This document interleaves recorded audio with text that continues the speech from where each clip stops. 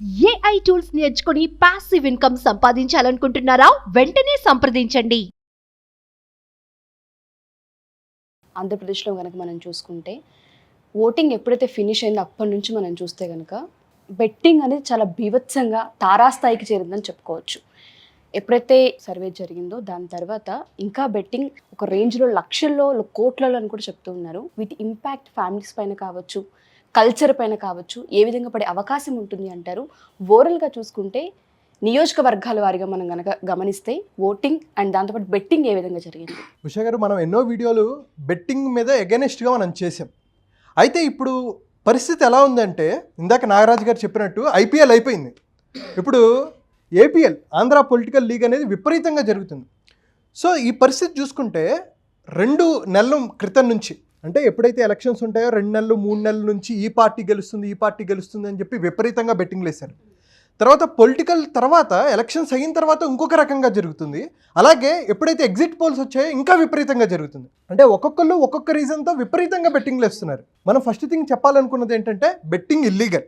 అది మీరు ఎక్కడ చేస్తున్నారు, అది క్రికెట్ ఆడుతున్నారా, లేకపోతే ఆన్లైన్ కెసినో గేమ్స్ ఆడుతున్నారా, ఏది చేస్తున్నా, అది పొలిటికల్ బెట్టింగ్ కావచ్చు, లేకపోతే కోడి పందాలైనా, ఏదైనా సరే ఎగైనిస్ట్. అయితే దీనివల్ల మీరు అడిగినట్టు ఫ్యామిలీస్లో ఎంత ఇంపాక్ట్ పడుతుంది అంటే విపరీతమైన ఇంపాక్ట్ పడుతుంది. అసలు భారతదేశం మొత్తంలో అంటే 142 కోట్ల మందిలో 28 కోట్ల మంది యాక్చువల్గా బెట్టింగ్ ఆడతారు. అందులో 12 కోట్ల మంది రెగ్యులర్గా ఆడుతూ ఉంటారు.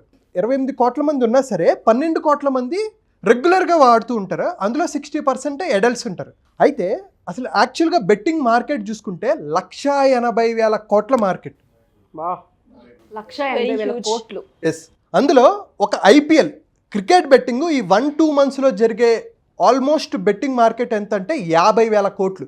అలాగే కెసినోస్, వీటిల్లో తర్వాత ఆన్లైన్ గేమ్స్, వీటి వల్ల జరిగేది మిగతా 1,10,000 కోట్లు, 1,20,000 కోట్లు దాకా జరుగుతూ ఉంటుందన్నమాట.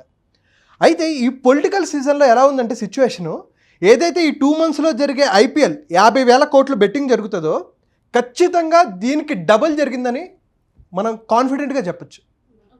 ఎందుకంటే నా ఉద్దేశంలో మినిమం 1,00,000 కోట్లు జరిగింది అనటంలో ఎటువంటి సందేహం లేదు.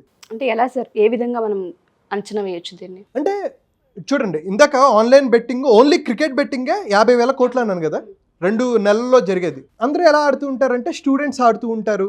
500 రూపాయలు, 1000 రూపాయలు, 2,000 రూపాయలు, ఎవరి స్తోమతకి తగ్గట్టు 50 లక్షలు కూడా వేసేవాళ్ళు ఉన్నారు. అయితే ఇది 5 ఏళ్ళకి ఒకసారి జరిగేది కాబట్టి, అందులో ఇంకోటి ఏంటంటే, భారతదేశం మొత్తంలో బెట్టింగ్ మార్కెట్ ఎంత ఉందంటే 6 లక్షల నుంచి 7 లక్షల కోట్లు పొలిటికల్గా ఈ 2024లో జరిగింది. 6 లక్షల నుంచి 7 లక్షల కోట్లు. మిగతా సంవత్సరాలన్నీ ఒకెత్తు, నార్మల్ ఇయర్స్లో ఒకెత్తు, ఈ 2024 ఎలక్షన్స్లో 6 లక్షల నుంచి 7 లక్షల కోట్ల వరకు జరిగింది. అయితే నార్త్లో నాకు అందిన సమాచారం ప్రకారం ఏంటంటే 2 నెలల క్రితం వరకు, అంటే ఎలక్షన్స్ 2 నెలల క్రితం వరకు విపరీతంగా జరిగింది. 6 లక్షల కోట్లు, 7 లక్షల కోట్లు జరిగిందని. కానీ ఎప్పుడైతే బీజేపీ సింగిల్ హ్యాండెడ్గా గెలుస్తుంది, వన్ సైడ్ అయిపోయింది అని చాలామంది అనుకున్నారో, బెట్టింగ్లు చాలా తగ్గిపోయాయి. సో వీళ్ళ ఉద్దేశంలో ఏంటంటే, బీజేపీ వచ్చేస్తుంది, మోడీ గారే మళ్ళీ పీఎం అవుతారు అని చెప్పేసి గట్టిగా నిర్ణయించుకున్నారు. అందుకని ఈ బెట్టింగ్ తగ్గిపోయింది. కానీ ఆంధ్ర సిచ్యువేషన్కి వచ్చేసరికి ఏమైందంటే, ఖచ్చితంగా వైఎస్ఆర్సీపీఏ గెలుస్తుంది అని వాళ్ళు, కాదు ఖచ్చితంగా కూటమి వస్తుంది, వైఎస్ఆర్సీపీ రాదు అని చెప్పేసి వీళ్ళు. దీనివల్ల ఏమైందంటే బెట్టింగ్ చాలా హాట్ టాపిక్ అయిపోయింది. ఇక్కడ ఈగో డ్రివెన్ అయిపోతున్నారు, ఎమోషనల్గా డ్రివెన్ అయిపోతున్నారు, లాజికల్ పక్కన పెట్టేసి. అయితే ఖచ్చితంగా మనం చెప్పాలనుకున్నది ఏంటంటే, 2019 అంత స్మూత్గా అయితే జరిగే ప్రసక్తిలో లేదు ఇప్పుడు. సో 2019లో వైఎస్ఆర్సీపీ ఎక్కువ మెజారిటీతో గెలిచింది.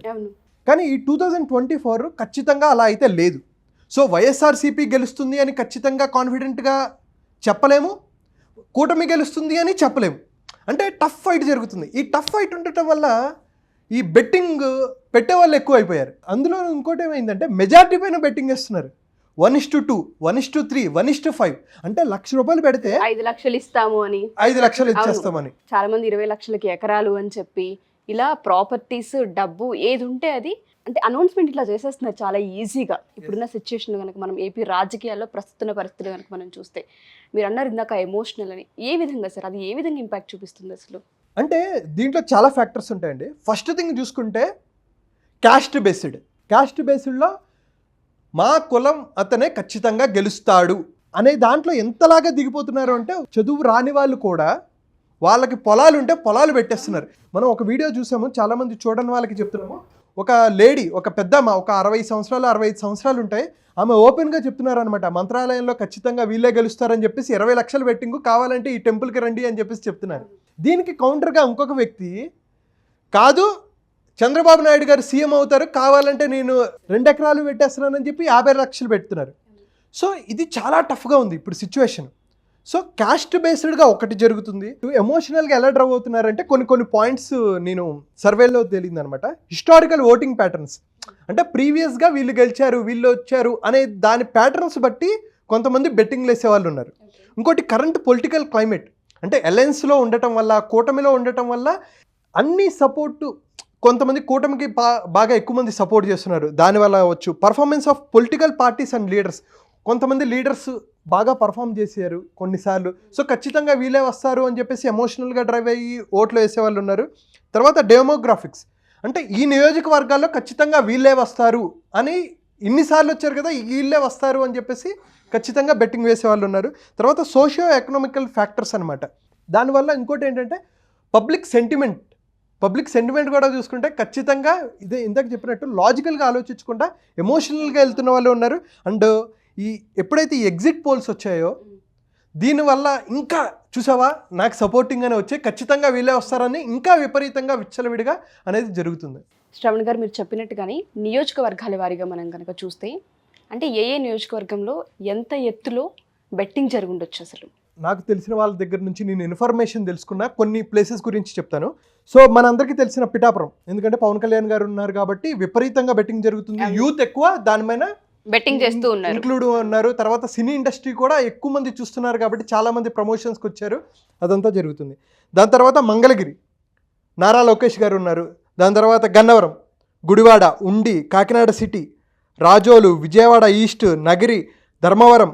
ఎడిషనల్గా కొన్ని ప్లేసెస్ ఏంటంటే నెల్లూరు రూరల్లో, తర్వాత చీరాల, దర్శి, గుంటూరు వెస్ట్, విజయవాడ సెంట్రల్, ఇవన్నీ చూసుకుంటే విపరీతంగా బెట్టింగ్ జరుగుతుంది. ఈవెన్ కుప్పంలో కూడా చంద్రబాబు నాయుడు గారు కుప్పం నుంచి పోటీ చేస్తున్నారు, అక్కడ విపరీతంగా జరుగుతుంది. అయితే ఇంకా కొన్ని జిల్లాల పరంగా చూసుకుంటే శ్రీకాకుళం నుంచి టెక్కిలి, పలాస, నరసన్నపేట అండ్ శ్రీకాకుళంలో హాట్ స్పాట్స్లో ఉన్నాయన్నమాట వీటన్నిటిలో.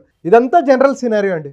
ఒక్క అమరావతిలోనే మీరు నమ్ముతారో లేదో, ఎందుకంటే ఎక్కువ మంది యుఎస్ వెళ్ళిన వాళ్ళు, అక్కడ వాళ్ళు కూడా చాలా ఇంట్రెస్ట్ ఉంది ఇప్పుడు ఏపీ రాజకీయాల్లో ఎవరు గెలుస్తారు, ఎవరు వస్తారు అని. అక్కడ అమరావతిలో ఉన్న ల్యాండ్స్ కొన్న వాళ్ళు ఉన్నారు చాలామంది, యుఎస్లో ఉన్న వాళ్ళు.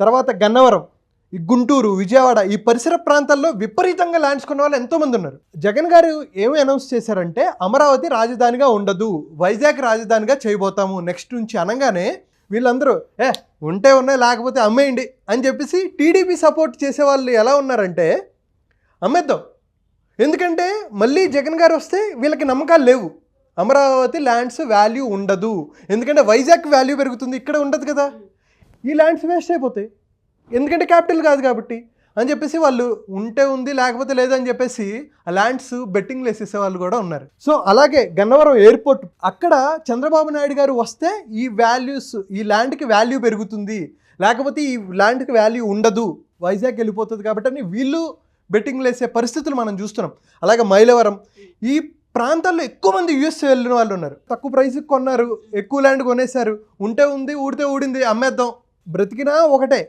చచ్చినా ఒకటే అనే మైండ్ సెట్లో వీళ్ళు ఉన్నారనమాట.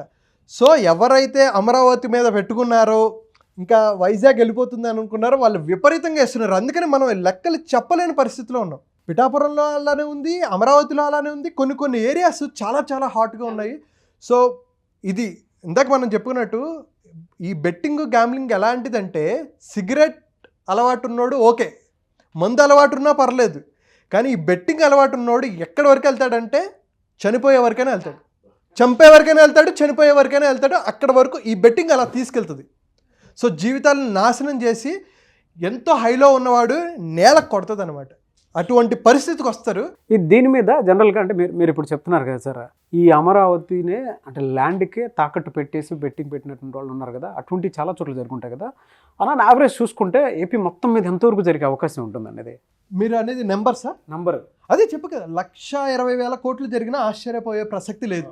స్టేట్లో అంత పెద్ద డబ్బు ఉంది, అది కూడా ఏపీలోనే ఉందని చెప్పడానికి ఈ వీడియో ప్రత్యక్ష నిదర్శనం. నేను చెప్పిన నెంబర్స్ ఏవి గాల్లో చెప్పిన నెంబర్స్ కాదు. ఇందాక చెప్పినట్టు ఇండియా మొత్తం మీద క్రికెట్ బెట్టింగ్, కెసినో బెట్టింగ్, గోవాలో కానీ హార్స్ రైడింగ్లు కానీ ఈ బెట్టింగ్ మార్కెట్ ఎంత ఉందంటే 1,80,000 కోట్లు మార్కెట్ సంవత్సరం పొడుగునా జరిగేది. ఓన్లీ క్రికెట్ ఐపీఎల్ బెట్టింగ్లోనే 50,000 కోట్లు జరుగుతుంది.